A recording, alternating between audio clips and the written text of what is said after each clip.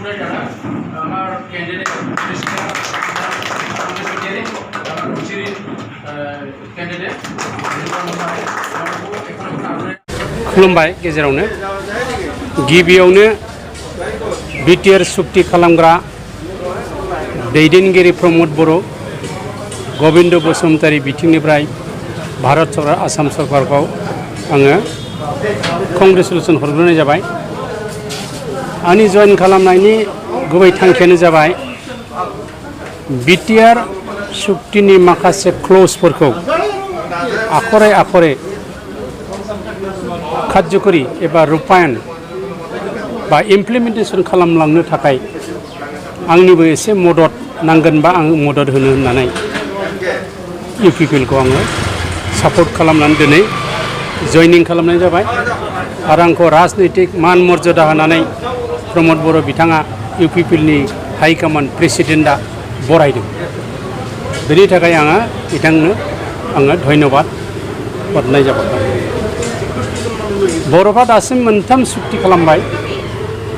सुक्ति खालामग्राफोरखौ बर' रायजो राजाफ्रा सन्मान होनानै राजनैतिक मर्यादा होनानै बिसोरखौ राजगादियाव फज'दों इमप्लिमेन्ट खालामनो थाखाय। जेरै बिएसिआव सानसुमा खुंगुर बसुमतारीखौ चिफ बानायदों।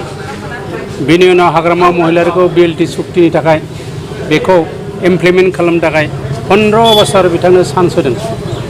माने सुक्ति खालामग्रा मानसिफोरखौ मर्यादा होनाय जादों। दा बे मथेबा बिटिआर सुक्ति खालामग्राफोरखौ बिथांमोनाबो बिपिएफनि बे गुबुन गुबुन दलनि मानसिफ्रा मदद हरनांगौ, सापर्ट खालामनांगौ। जोंनि बे हिस्ट्रिक रेकर्डखौ जाहाथे इमप्लिमेन्ट खालामलांनो हायो एकर्डखौ। बिनि मोनसे ब्रिलियेन्ट एग्जाम्पल दंबावो नोंथांमोननि खाथियाव बुंनो सानदों आं। 1985 आव आसामनि आसुनि दैदेननायाव आसाम एकर्ड जानानै थांदों। 1985 15 आगस्टआव राजीव गान्धीजों। राजीव गान्धीया बै समनि नर्थ इस्टनि इसेबां ब्लाव ब्लाव जोमब्लावनाय आन्दलनखौ गोजोन थासारियाव लाबोनो थाखाय प्रफुल्ल महन्तजों आसाम एकर्ड खालामदों आरो बिनि फुल फ्लेजेड कंग्रेस गभर्नमेन्ट हितेश्वर शइकियानि दैदेननायाव हितेश्वर शइकियानि माबाखौ अखानायै डिजल्भ खालामना होदों राजीव गान्धीया। बिनि एग्जाम्पला मा? प्रफुल्ल महन्त आरो आसुखौ मर्यादा होनो थाखाय इमप्लिमेन्ट खालामनो थाखाय 5 बोसोर खाबु होदोंमोन। लोगोसे बे समाव सेन्ट्रेल गभर्नमेन्टआव सेन्ट्रेल सरकारखौ कंग्रेसआनो सलायदोंमोन। बिदिब्ला दिनै हाग्रामा महिला बिथाङा जोंखौ मानो मदद होनो हाया? बिथांखौ आं खावलायहरो, नोंथाङा इलेक्सन गेलेनानै हक मानो हक अपोजिसनाव थानानैब्लाबो दिनै एनडिएफबि आरो एबसुनि दैदेनगिरिफोरखौ मदद होनानै मोजां माने उपेन्द्रनाथ ब्रह्मनि जितु गेरेमसा सिमां नुनायखौ बिटिआर सुक्तिनि गेजेरजों आं नुजानो लुगैदों। बेनिखाय बयबो आं सारा आसामनि बिटिसिनि रायजो राजा बर' रायजो राजाफोरखौ दानि गोदान प्रजन्मआ गोदान जोलै हान्जाया सुक्ति खालामनानै लाबोनायखौ जोंनि जितु परम्परा जितु ट्रेडिसनेल माने बिएसि आरो बिटिसि सुक्तिखौ जेरै मदद होदों बिटिआर सुक्ति खालामग्रा नेताफोरखौबो मदद होनानै जोंनो उपेन्द्रनाथ ब्रह्मनि गेरेमसा बर' जातिखौ दानो थाखाय सिमां नुनायखौ जाफुंहोनो थाखाय आं बयखौबो खावलायहरनाय जाबाय। बे इलेक्सनाव इउपिपिएलआनो पावाराव फैगोन। इउपिपिएलनि जितु सुक्ति खालाम बिटिआर सुक्तिनि थाखाय मोनसे ढौ फैखाबाय। दा प्रमद ढौ जागासिनो दं दा।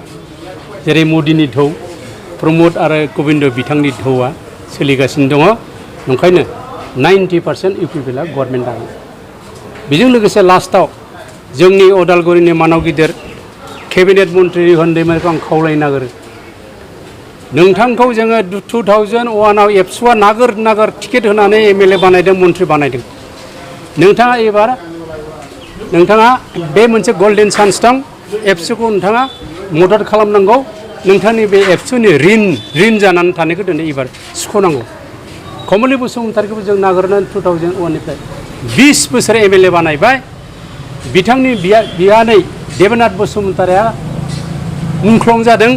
बे रिनखौ सुख'नो थाखाय दिनै इउपिपिएल एबसुखौ अनार होनानै बिथांमोना बे इलेक्सननि आन्दलनाव इलेक्सननि रिभलुसनाव नोंथांमोना मदद होनांगौ होननानै आं खावलायहरो। नङाबा नोंथांमोना प्राइसिट जानाय नङा। प्रमिला रानी बेलायाव मा बुङो? प्रमिला रानी ब्रह्मनि बेलायाव मा बुङो? प्रमिला रानी ब्रह्मआथ' जेनगासिनो दङ, हान्थु फरायनो हासिगोन बियो एबार।